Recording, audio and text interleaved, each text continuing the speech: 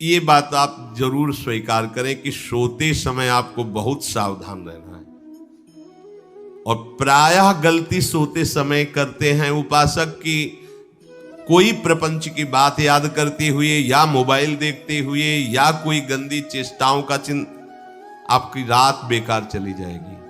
अगर गंदी चेष्टा हो गई तो सुबह भी बेकार हो जाएगी, दिन भी बेकार हो जाएगा, निरुत्साहित हो जाओगे। सोते समय आपको समय नहीं देना व्यर्थ चिंतन का। उसी समय विषय चिंतन होता है, उसी समय विषय भोग की आकांक्षा जागृत होती, उसी समय विषय देखने की इच्छा होती। मोबाइल है तो जिस समय आप अपनी शैया पर जाएं स्विच ऑफ कर दें। उसमें मैसेज घंटी आने का कोई भी रास्ता मत रखें। मान लीजिए आप उपासक हैं भगवत प्राप्ति के, 30-35 वर्ष ये नहीं था तो सब मर नहीं गए थे। और बोले इमरजेंसी, जब इसकी 30-35 वर्ष से पहले इसकी कोई रचना नहीं थी, मुझे लगता है, क्योंकि 30-35 वर्ष में ही इसका विस्तार देखा है। नहीं तो कभी किसी के पास मोबाइल नहीं। कोई बड़े अधिकारी तो इतना बड़ा वो, इतना बड़ा वाला वो ऐसे रखते थे नहीं तो मोबाइल तो हमें लगता है 30-35 वर्ष। तो फिर इमरजेंसी कैसे चलती थी? कैसे चलती थी इमरजेंसी? और आप ब्रह्मा हो क्या कि इमरजेंसी संभाल लोगे? स्विच ऑफ करो। जो सब इमरजेंसी संभालने के लिए तैयार रात दिन न सोता है, वो हर समय जागृत रहता है, वो हमारा आराध्य देव है। स्विच ऑफ करो, चिंतन लगाओ श्री जी का। ये जो रात्रि के शयन के समय मोबाइल में इधर उधर दृश्य देखने हैं, अपने सर्वनाश का बीज बोना है। मान लो, हमारी प्रार्थना मान लो, ये उस समय मन आपको परेशान करेगा जब कमरे की सिटकिनी अंदर से बंद होगी। सबसे प्रार्थना है रात्रि के शयन के समय। तो बोले फिर ठीक है 10 बजे तक देख लेंगे मोबाइल, इसके बाद शयन के समय भजन कर लेंगे। होगा ही नहीं। क्या तुम देखना चाहते हो? प्रिया प्रीतम के सिवा और कुछ क्या देखना चाहते हो? वो तो सुभग सुंदरी सहज सिंगार है, सहज शोभा सर्वांग प्रति सहज रूप वृषभानुनंदिनी। हमारी स्वामिनी जी की सुंदरता छुपाने के लिए आभूषण पहनाए जाते हैं, औरों को तो आभूषण सुंदरता बढ़ाने के लिए। यहां छवि के छिपाए बे को ऐसे के दास होके क्या देखोगे मोबाइल में? क्या देखना चाहते? वासना की क्रीड़ा, और तुम उस क्रीड़ा को देखना चाहते हो? परमार्थ के पथिक हो। देखना है तो प्रभु को देखने की वृत्ति रखो, अन्यथा मूंद लो आंखें। प्यारे, महान फल प्राप्त करोगे। सबसे प्रार्थना है एकांत में मोबाइल रूपी दुश्मन से बचो। क्योंकि जब आप गंदी बात कहीं देखोगे तो आपके अंदर वैसे ही चिंतन बनेगा, वो ऐसे ही लगेगा मैं भी ऐसा करूं, मैं भी ऐसा भोगूं, मैं भी ऐसा देखूं। मान लीजिए आप, जब हमारे शास्त्र कहते हैं कि पशु पक्षियों के मैथुन को भी नहीं देखना है, अगर ऐसा एक बार दृष्टि पड़े तो मानसिक प्रणाम करके दोबारा दृष्टि न देना। और आप मोबाइल में ऐसी चेष्टाएं देखोगे, कैसे आप भगवत भजन करोगे? कैसे भगवत प्राप्ति का उद्देश्य रख पाओगे? ये कलयुग की बहुत महीन चाल है कि उसके बिना काम नहीं चलेगा और हम तुम्हें काम से युक्त कर देंगे। इसके बिना काम चलेगा नहीं, तुमको रखना पड़ेगा। और जब तुम इसे रखोगे तो हम काम अपना कर लेंगे। कलयुग ने कहा हम अपनी व्यवस्था बना लेंगे। यहां कह रहे जब आप नींद में जा रहे हैं तो बिल्कुल मानो मृत्यु शैया पे जा रहे हैं। आपको उस समय नाम जप में बहुत ध्यान देना है, कहीं मन बहक ना जाए। तो क्या होगा, 5-6 घंटे जो आप लेटोगे ना, वो भी भजन हो जाएगा। हमारा जो सततम योमाम स्मरति नित्यशा है ना, ये पूरा हो जाएगा। नहीं, उस समय हम सो जाएंगे तो हमारा 6 घंटे का वियोग हो गया, 6 घंटे भजन रुक जाएगा। और ये 100% पक्की बात अनुभव की कहते हैं। यदि सोते हुए भजन करोगे तो जगते, कई बार तो पकड़ा है कि अगर आधे पद में बेशुद्ध हो गए तो वो पद पूरा जगते ही शुरू हो गया है। मतलब बीच में स्थिति भागवती की रही। जैसे बेहोश करते समय हमने कहा था जब ऑपरेशन के हमें बता देना, तो उनका बाबा अब इंजेक्शन लगाने वाले हैं तो वो 1 मिनट हमें केवल दीजिए, अपनी चित्तवृत्ति। तो जब होश आया तो वही पहले चिंतन चल रहा था, वही चिंतन। जैसे सोने के समय हम बेहोश हुए तो जगने के समय वही चिंतन, ऐसे ही इंजेक्शन से जब बेहोश हुए और जब होश आया तो वही चिंतन चल। बहुत बड़ा चमत्कार अभ्यास का है। नींद खुले तब से लेकर गाढ़ नींद आने तक स्मरण में कभी रुकना नहीं। और आपको एक छूट दे रहे हैं। कभी कभी क्या होता है कि एक मंत्र में, एक नाम में जैसे बहुत देर अभ्यास करते तो मन उबने लगता है। इसका स्वभाव है, ये अनुभव की बातें कहते हैं। इसका स्वभाव है नवम नवम, नहीं तो ये मतलब, तो इसको हम लोगों ने कैसे फंसाया है। जैसे गुरु मंत्र जप रहे, अब 2-3 घंटे लगातार गुरु मंत्र जप, अब इसको उबन बढ़ी, अब ये छोड़ रहा है बीच बीच में, पता चलता है छोड़ना चाहता है, छोड़ रहा है, तुरंत इसको नाम में फंसाया। अब थोड़ी देर नाम में चला, फिर उब रहा है, बहुत विचित्र है ये, अब उसको फंसा दिया। उस पीछे की बात अभ्यास के समय, नमामि शमीशान निर्वाण रूपम विभुम व्यापकम ब्रह्मवेद स्वरूपम। चिंतन, पदगान कर रहे, ये भगवान शिव पदगान कर रहे हैं और उसका चिंतन, निर्वाण रूपम विभुम व्यापकम ब्रह्मवेद स्वरूपम। अब अपने यहां अवसर है, सुंदर सुंदर कोई पद गुरु मंत्र जप करते हुए मन जब उबने लगे, राधा वल्लभ श्री हरिवंश, राधा वल्लभ श्री हरिवंश, राधा वल्लभ श्री हरिवंश, इसमें भी उबने लगे, शुरू कर, जोई जोई प्यारो करे सोई मोही भावे, भावे मोही जोई, इसमें भी उबले लगे। सुधा निधि का कोई एक लाइन ले लो, ब्रह्मेश्वरादि सुदुरूह पदारविंद श्रीमत् पराग परमाद्भुत वैभव, ब्रह्मेश्वरादि सुदुरूह छोड़ना नहीं है, तू भाग में नवम नवम दे रहा हूं, नवम नवम। इसको फंसाने के लिए आपके पास अस्त्र हो, जैसे यहां चाकू, यहां पिस्तौल, तलवार, ये वो सब बिल्कुल वीर सजा रहता है, ऐसे ही अपने लोग सजे रहते। छोटा राधा, अब एकदम चिपक गया है आके, तो कैसे मारे, तो छोटी चाकू है ना वैसे, राधा राधा राधा, थोड़ा दूरी राधा वल्लभ श्री हरिवंश, थोड़ा और दूरी गुरु मंत्र, बड़े बड़े अस्त्र अपने पास रख ले। बहुत भाग रहा है तो फंसा दिया। प्रथम यथावति प्रणव श्री, अब लग पूरा पदगा, पूरा पदगा उसमें लग, प्रथम यथामति प्रणव। भोजन पाते समय ऐसा अभ्यास किया है, 1 घंटा के पहले भोजन नहीं होता, चाहे 2 रोटी पाना हो, समय लगता है भोजन, आराम एक एक नाम, एक एक, कुछ भी हल्ला मचाओ, कोई फर्क नहीं पड़ेगा, अपना चलेगा।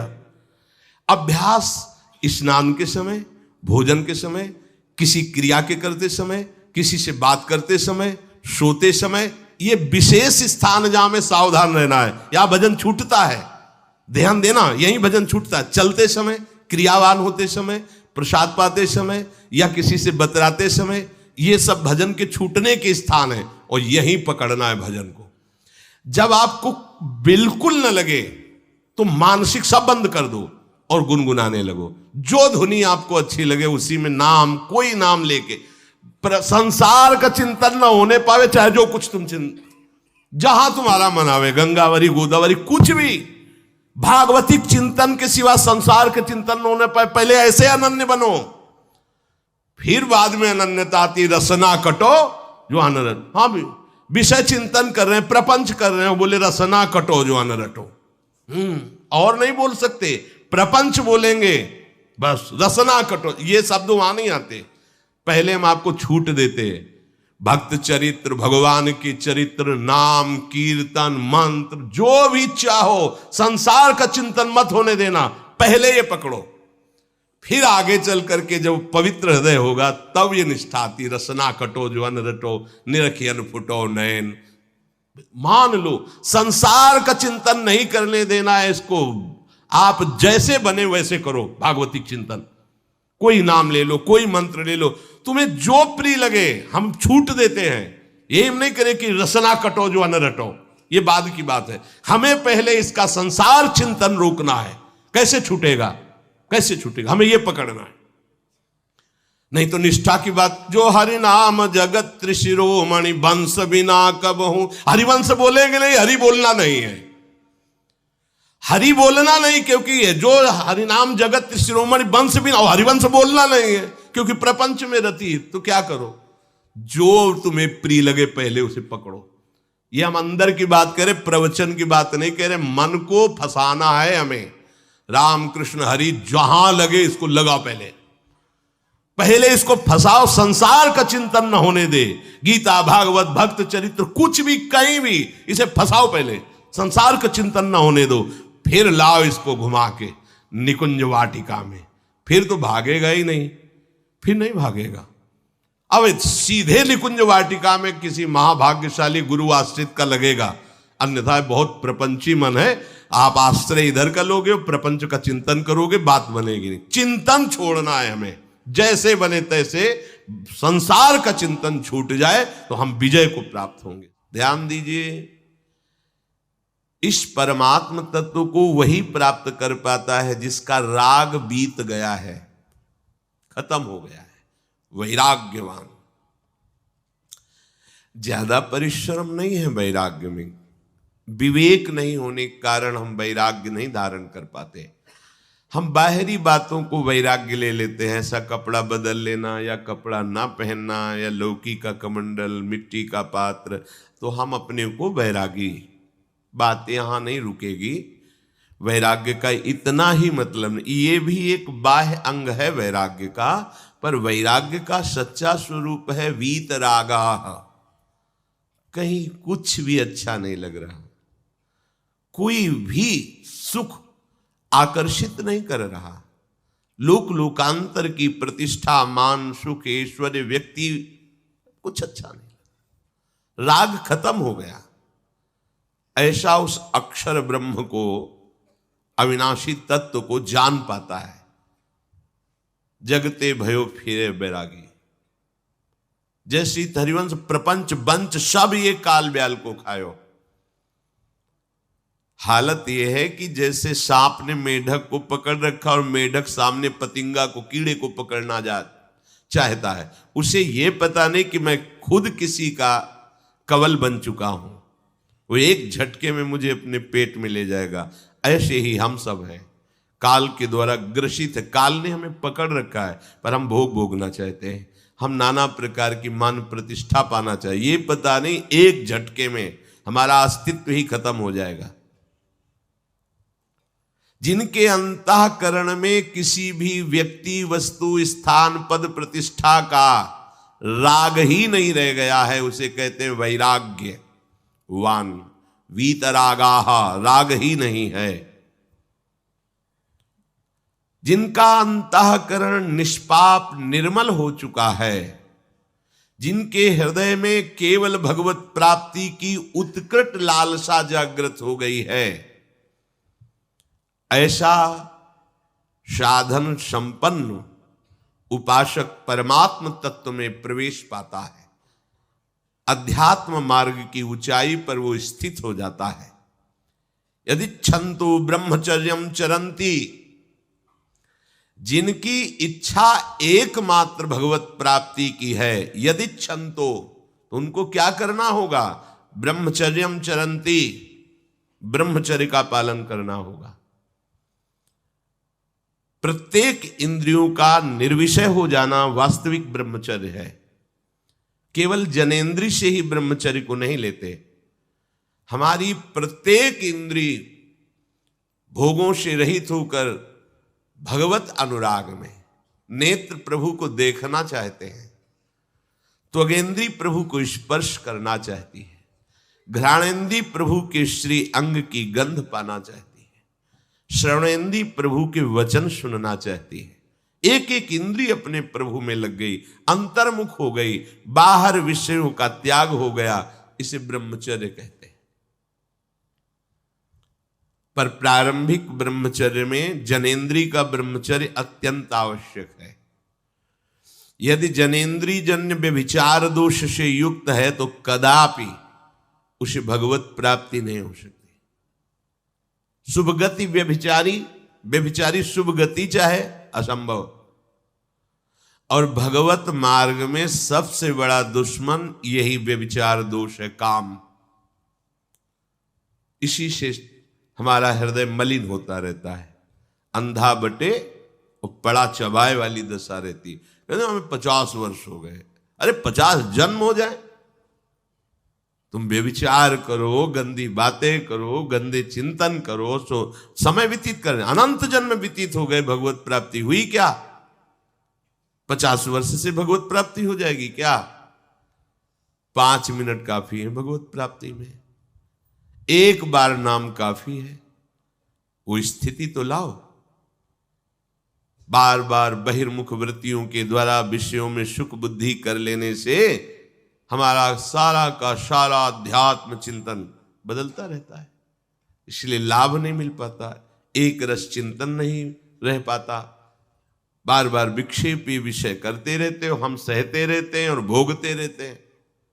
एक बार तो हिम्मत करके उठो, अब लो नशानी अब ना नशई हो, एक बार तो दृढ़ बनो। बस मन के अनुकूल चलने की बात को तुम्हें रोकना होगा, तभी तुम्हारे अंदर यदि क्षंतो, ऐसी इच्छा जागृत होगी। पक्का पक्का ऐसा ही है, जब हम किसी विषय के वेग को सहते हैं, विषय नहीं भोगते हैं, तो मन बहुत जलाता है। उस जलन में फिर एक ही बात होती है, बस भगवत प्राप्ति हो जाए, झंझट खत्म हो जाए। कब तक हम इसमें चलेंगे? एक बार भगवत, वो जलन हमको भगवत प्राप्ति की इच्छा प्रकट करती है। अपने लोग क्या करते हैं, जलन को मिटाने की कोशिश करने लगते हैं, तो भगवत प्राप्ति की इच्छा क्या, भोग प्राप्ति की तृष्णा जागृत हो जाती है। भोगे हुए भोगों को बार बार भोगने की इच्छा का नाम तृष्णा है। बाहर और भीतर से कोई सहयोगी नहीं, जल रहा है उपासक, तब रास्ता निकलता है भगवत प्राप्ति का, तब इच्छा प्रकट होती। अब नहीं, बहुत जल लिया, अब तो केवल प्रियाजू के समीप जाना है, अब तो प्रभु के सानिध्य में रहना है, नहीं इन भोगों की जलन में जलना है। पर यहां तक पहुंचने के लिए जलना होगा, तभी लिखा सहित सहित बाढ़ भगति तास्तिति क्षस्व भारत, क्योंकि आगमा पाइनो अनित्यास, ये नाशवान काम क्रोध आदि तुम्हें प्रेरित करेंगे, तुम इनके वेगों को सह जाओ, ये स्थायी नहीं है।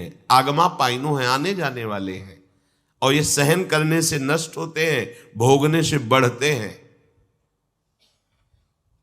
यदि क्षंतो, अगर भगवत प्राप्ति की इच्छा है तो ब्रह्मचर्यम चरंती, ब्रह्मचर्य का पालन करना ही होगा, इसमें कोई गुंजाइश नहीं, क्योंकि आप चल ही नहीं सकते। ध्यान से सुन लो, ये मनोरंजन का मार्ग नहीं है, इसमें मन ही मार तनहारिक वृंदावन में गाज, इसमें मन मारना होगा।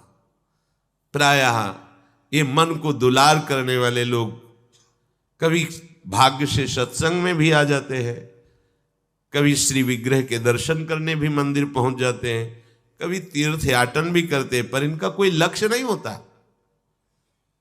आज सुन लिया सत्संग, बढ़िया है, लक्ष्य नहीं होता। यहां लक्ष्य वालों की बात हो रही। यदि क्षंतो, यदि तुम्हारी ऐसी इच्छा जागृत हो रही किसी जन्म में भगवत प्राप्ति करनी, तो ब्रह्मचर्यम चरंती,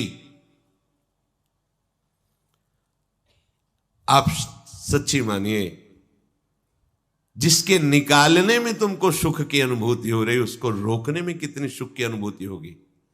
उन्मत्त हो जाओगे, बहुत जल्दी आपके सारे के सारे करण भगवदाकार होने लगेंगे यदि आप ब्रह्मचर्य का पालन करेंगे। शरीर स्वस्थ, हल्का, मन प्रसन्न, नींद आदि पर विजय, कितने गुण ही गुण।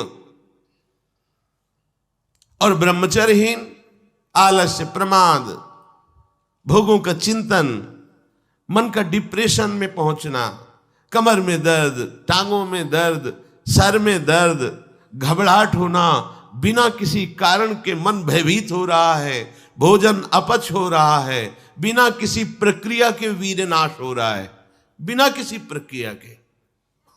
काहे को मृत्यु स्वयं स्वीकार कर रहे हो, ये मृत्यु है।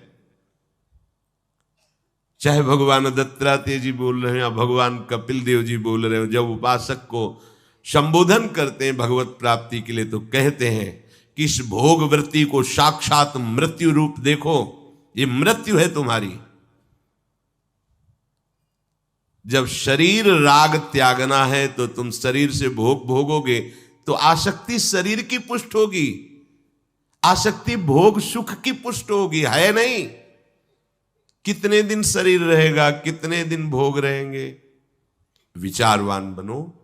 ब्रह्मचर्यम चरंती, ब्रह्मचर्य का पालन करो। उपासक जो ब्रह्मचारी होता है उसका खिला हुआ चेहरा रहता है, जैसे कमल खिला हुआ, बिना किसी कारण के उसकी मुख मुद्रा में प्रसन्नता होती है।